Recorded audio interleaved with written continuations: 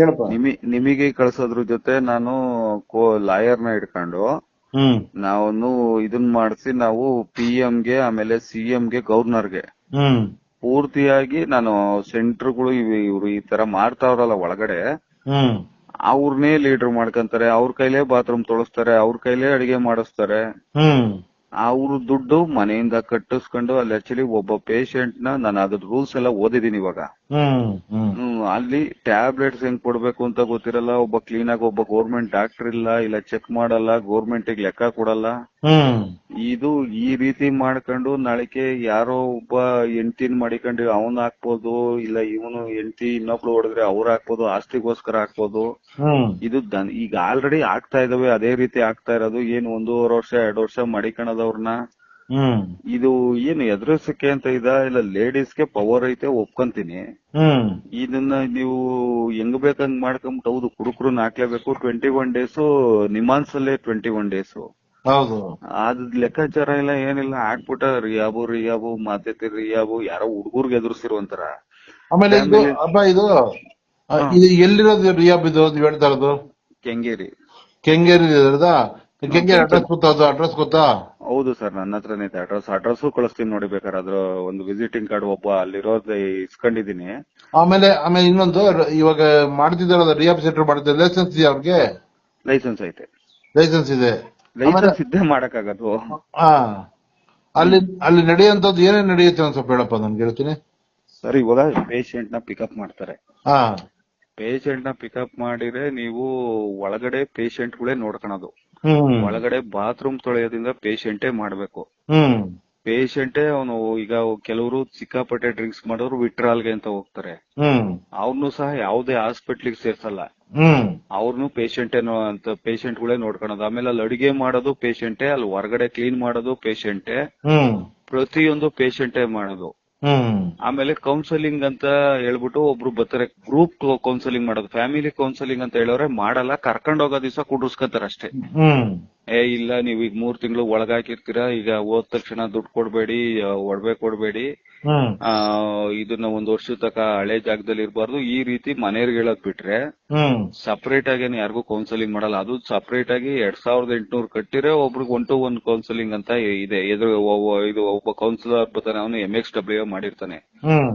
ಅವನು ಮಾಡಿರ್ತಾನೆ, ಒಬ್ಬ MXW ಮಾಡಿರ್ತಾನೆ, ಇನ್ನೊಬ್ಬ ಏನು ಇರಲ್ಲ. ಈ ಕುಡಿಯೋದ್ ಬಿಟ್ಟಿರೋರು ಅದನ್ನ ಮಾಡ್ಕೊಂತ ಇರೋದು ಅಂತ ಹೇಳ್ಬಿಟ್ಟು, ಆಮೇಲೆ ಅದ್ರ ಹೊರಗಡೆ ಇರೋ ಓನರ್ಗಳು ಅವ್ರು ಅಚ್ಚುಕಟ್ಟಾಗಿ ತಗಂತ ಇರ್ತಾರೆ ಹೊರಗಡೆ.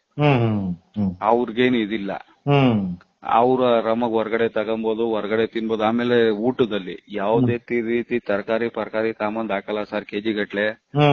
ಅದು ವಾರಕ್ಕೋ ತಿಂಗಳಿಗೋ ತಾಂಬಂದ್ ಹಾಕೋದು. ಚಿಕನ್ ಹಾಕೋದು 200 ಗ್ರಾಮ್ ಹಾಕ್ತಿವಿ ಅಂತ ಇದನ್ನ ಕೊಟ್ಟವ್ರೆ, ಹಾಕಲ್ಲ 200 ಗ್ರಾಮ್, 2 ಪೀಸ್ ಕೈಯಲ್ಲಿ ತೆಗ್ದು ಹಾಕೋದು, ಸೌಟಲ್ಲೆಲ್ಲ ಹಾಕೋದು.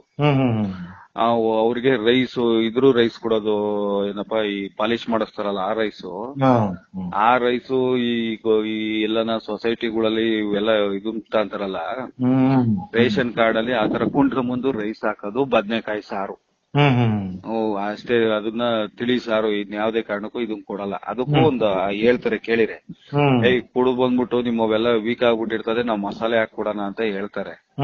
ಆಮೇಲೆ ಅಲ್ಲಿ ಅಡಿಗೆ ಮಾಡೋದು ಪೇಷಂಟೇ, ಪಾತ್ರೆ ತೊಳೆಯೋನು ಪೇಷಂಟೇ, ಪ್ರತಿಯೊಬ್ಬನಿಗೂ ಒಬ್ಬ ಪೇಷಂಟ್ಗೂ ಒಂದೊಂದು ಡ್ಯೂಟಿ ಅವನೇ ಮಾಡ್ಬೇಕು.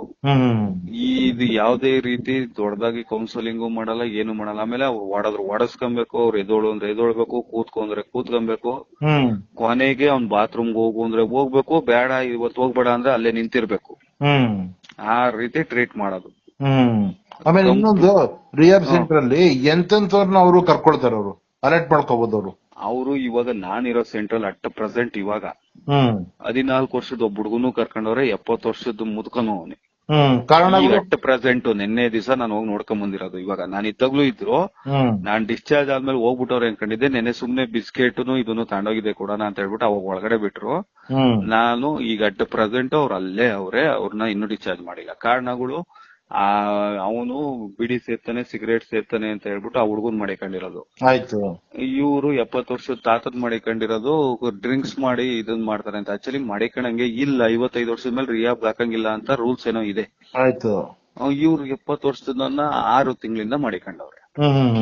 ಆಮೇಲೆ ಅಲ್ಲಿರೋ ಫುಡ್ ನೀವು ತಿಂದ್ರೆ ಕಂಪ್ಲೀಟ್ ಆಗಿ ನಿಮ್ಮ ಸೇಲ್ಸ್ ಗಳೆಲ್ಲ ಇದಾತವೆ. ಅಲ್ಲಿ ವಾಕಿಂಗ್ ಬಿಡ್ತೀವಿ, ಇದನ್ನು ಬಿಡ್ತೀವಿ, ಇವ್ರು ಇಷ್ಟ ಬಂದ್ರೆ ವಾಕಿಂಗ್ ಬಿಡ್ತಾರೆ, ಇಲ್ಲ ಅಂದ್ರೆ ಇಲ್ಲ.